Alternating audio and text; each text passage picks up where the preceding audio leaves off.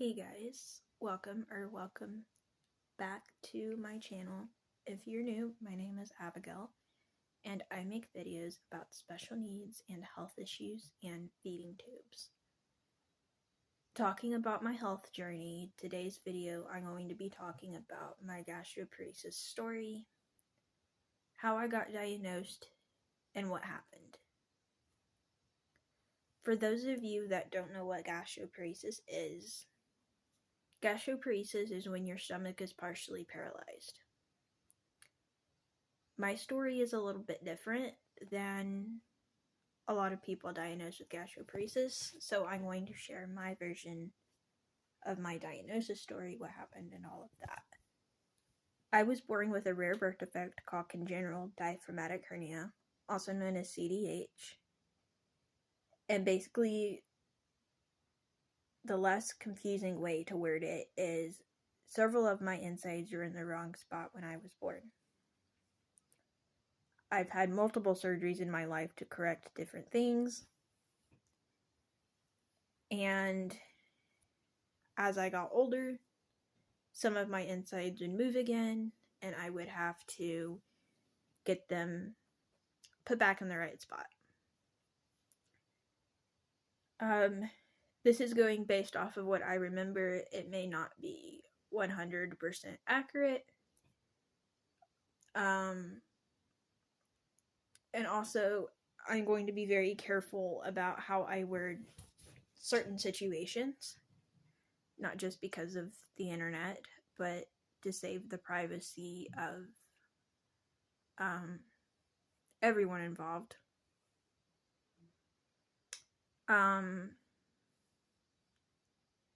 I was like 19 at the time, so I guess this was like 2020, 2021, and I was going in to have another surgery done. Now, I don't remember which surgery it was. I think it was one where they were going to fix a hernia that I had, but I'm not for sure. I've had multiple surgeries, so I think that's what they were doing. But again, I don't exactly remember. So anyway, I also want to point out that this surgeon that we had do the surgery was not a specialist, it was a general surgeon. And I remember the night before the surgery, I was almost asleep and I just kept on feeling these nerves. Just something wasn't right. And I just thought that it was like pre-surgery nerves, right? Like everyone feels that, like, oh, you're fixing to have a surgery. Like, of course you're going to be nervous. But I didn't actually think that it would actually come to something. That next morning, I woke up, we went to the hospital where I was going to have my surgery, and it was my parents and my pastor and pastor's wife were there. Because a lot of times when someone in our church has surgery, as long as it's at, a hospital that they can travel to pretty easily, they usually come. So my pastor and pastor's wife were there for support. And before they took me back, we prayed together, me, my parents, and my pastor's wife. I want to stop right here in the story because I want to talk about the dream that I had before surgery. So the night before I had the surgery, I had this dream, and the way I remember it was I was really, really nervous about surgery. And I had gotten wheeled back into the operating room, and there were these doctors, and it was like the surgeon, then these doctors, and they were working on me, and I could see myself asleep, but I like knew what was going on in my dream, and I was really, really nervous. And something had happened, I don't know what, but I started like freaking out, like as they were putting the mask on me to give me the anesthesia. And in my dream, I remember the operating room doors swung open,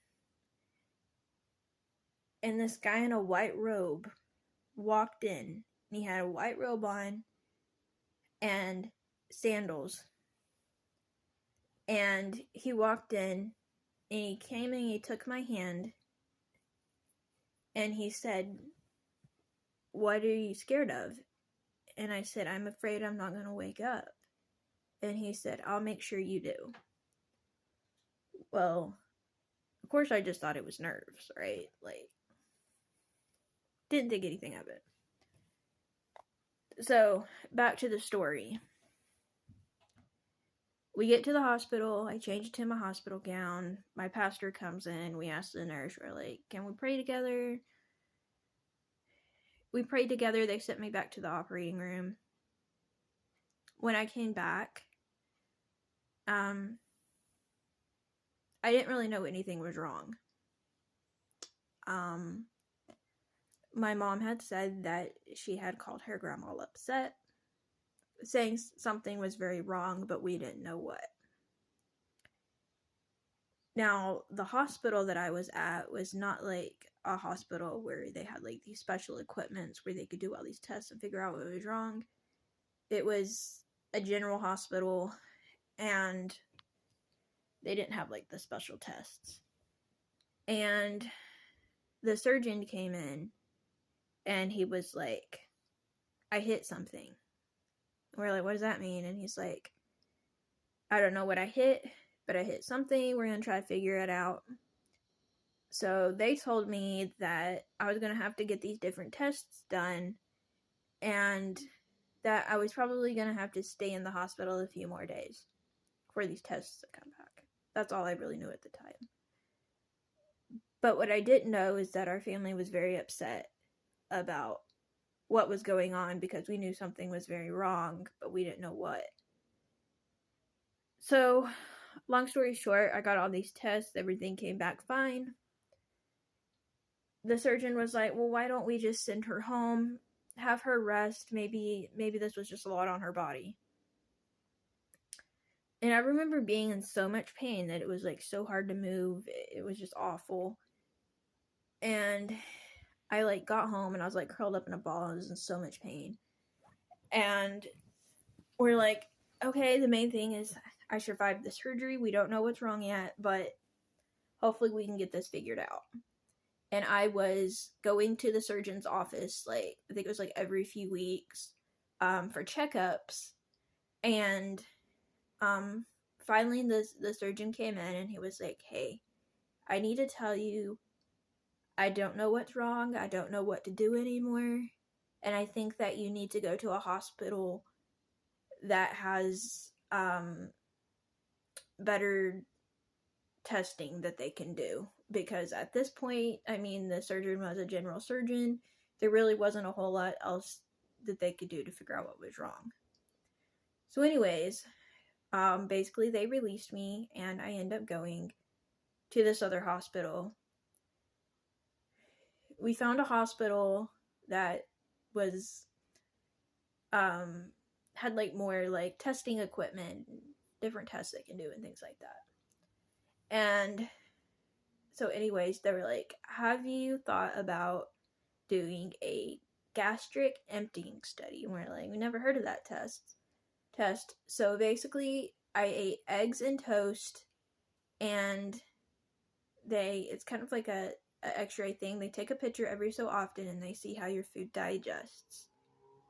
And turns out the reason why I was in so much pain was not only was I healing from surgery, but the surgeon, what he hit was a nerve in my stomach that partially paralyzed my stomach, and that's why it was really, really hurting. And so we did a gastric emptying study, which is, where you eat the the eggs and the toast, and they like dye it with something, and you take a picture every so often. It was like a 5-hour test, I think it was, and they see how well your food digests in that amount of time. And then if it's like so long afterwards that food is still in your stomach, then that's how they determine that you have gastroparesis, which means partially paralyzed stomach. And so we went for like that 5-hour test, and it came back that I had gastroparesis. And so after that diagnosis, they were like, okay, you need to take high fiber out of your diet, because high fiber, it delays your digestion even more. So I had to take like high fiber out of my diet. I was eating smaller, more frequent meals. So basically, for an example, before surgery, I was able to eat a kid-sized meal and be full. So half of that, they told me to eat a toddler-sized meal. It was like every other hour, with an hour in between for my food to digest. So then I started that diet, and that's what I would do. I would eat like every other hour. If I was hungry, I was allowed to eat every other hour. If I wasn't hungry, they were like, just wait till you are hungry. The hard thing was that whenever I would eat even that small amount, I would have to sit up for the hour that I would have to wait, because my food wasn't, digested yet. So anyways, that's how I got diagnosed with gastroparesis. I stayed on my special diet for a while, until other things happened with my health, and we found out I had a hernia again, and at that point, they couldn't really do very much more. So I basically started eating whatever I wanted, because I would get sick anyway. I mean, within like 30 minutes to an hour, I would completely get sick of everything that I would eat. So long story short, I ended up being put on a feeding tube, on a constant feed, and now I am on a feeding tube. This is my backpack that my feeding tube goes in, and at night my feeding tube is on that pole over there, and then in the mornings I put it in my backpack and wear it everywhere. But anyways, that's my gastroparesis story. I thought that I would share with you all. So if you like this video, be sure that you like it, subscribe, hit the notification bell, and I will see y'all next time. Bye everyone.